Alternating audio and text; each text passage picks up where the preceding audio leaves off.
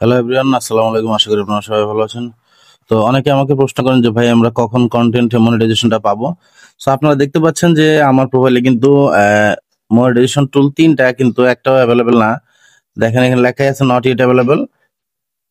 এবং আপনারা যদি এখানে খেয়াল করেন, ঠিক আছে, আমার এখানে কন্টেন্ট মনিটাইজেশন এবং যে স্টোর ফন্ট আছে এটা কিন্তু শুধু ইনভিটেশন অনলি দেওয়া আছে, ঠিক আছে। আমি কিন্তু এখনো এই টুলস গুলোর মধ্যে একটা টুলসও সেট আপ করতে পারিনি, কারণ হচ্ছে আমি এখনো এই টুলস গুলোর জন্য এলিজিবল হইনি, ঠিক আছে। তো এখন কথা হচ্ছে আপনি কখন এই টুলস গুলোর জন্য এলিজিবল হবেন বা কখন আপনি কন্টেন্ট মনিটাইজেশন পাবেন। তো আমি আমার প্রত্যেকটা ভিডিওতে বলি কন্টেন্ট মনিটাইজেশন পাওয়ার জন্য আপনাকে কন্টিনিউয়াসলি ফেসবুকে পোস্ট করতে হবে এবং অ্যাক্টিভ থাকতে হবে। আপনি যদি ফেসবুকে কন্টিনিউয়াসলি পোস্ট না করেন, ঠিক আছে, ধরেন আপনি আজকে একটা পোস্ট করলেন, আবার 1 সপ্তাহ পর একটা পোস্ট করলেন, আবার 2 সপ্তাহ পর একটা পোস্ট করলেন, তাহলে কখনোই আপনি ফেসবুক থেকে কন্টেন্ট মনিটাইজেশনটা পাবেন না।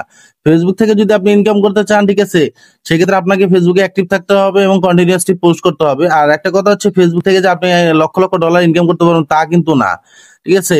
আপনাকে দেখা যাচ্ছে যে ফেসবুক হয়তো মনিটাইজেশন পাইলে 1 সেন্ট 2 সেন্ট এইভাবে দিবে।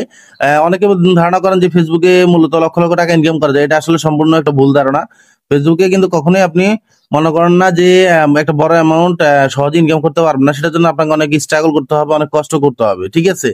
সো ফেসবুক থেকে কন্টেন্ট মনিটাইজেশন পাওয়ার জন্য যে কাজটা করতে হবে, আপনাকে অ্যাক্টিভ থাকতে হবে এবং কন্টিনিউয়াসলি ফেসবুকে পোস্ট করতে হবে, এবং থার্ড পার্টি কোনো ধরনের কন্টেন্ট আপনি আপনার প্রোফাইলে আপলোড করতে পারবেন না, এবং এমন কোনো গানও আপনি আপনার প্রোফাইলে দিতে পারবেন না যেটার জন্য মূলত আপনি কপিরাইট খেয়ে যান, ঠিক আছে। সো যাই করবেন না করবেন ভেবে চিন্তে মনে করেন না, তারপর আপনার কন্টেন্ট গুলো আপনি আপলোড দিবেন, আর অবশ্যই কন্টেন্ট গুলো যেন আপনার নিজের হয়, ঠিক আছে। আমি বারবার বলতেছি থার্ড পার্টি কন্টেন্ট দিলে কিন্তু আপনি ফেসবুক থেকে মনিটাইজেশন পাবেন না, এবং আপনি জানতেও পারবেন না যে কি কারণে ফেসবুক আপনাকে মনিটাইজেশনটা দিচ্ছে, ঠিক আছে। সো এই বিষয়ে একটু সচেতন থাকবেন। আর যারা মূলত থার্ড পার্টি ভিডিও আপলোড করে রেখেছেন প্রোফাইলে, তারা মূলত তাদের ভিডিওগুলো একটু চেক করে ডিলিট করে দিবেন। ডিলিট করে দেওয়ার পর দেখবেন যে আপনাদের এই সমস্যাটা অটোমেটিক ঠিক হয়ে গেছে, ঠিক আছে।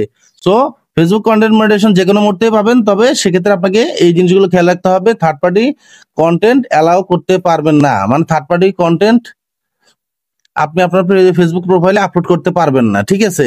যদি এই নিয়মগুলো আপনি মেনে চলেন তাহলে দেখবেন আপনি শীঘ্রই ফেসবুক থেকে কন্টেন্ট মনিটাইজেশনটা পেয়ে যাবেন ইনশাল্লাহ। সো ভিডিওটি ভালো লাগলে অবশ্যই আপনার বন্ধুদের সাথে শেয়ার করতে বলুন না, এবং আমার চ্যানেলটিকে অবশ্যই সাবস্ক্রাইব করে দিবেন।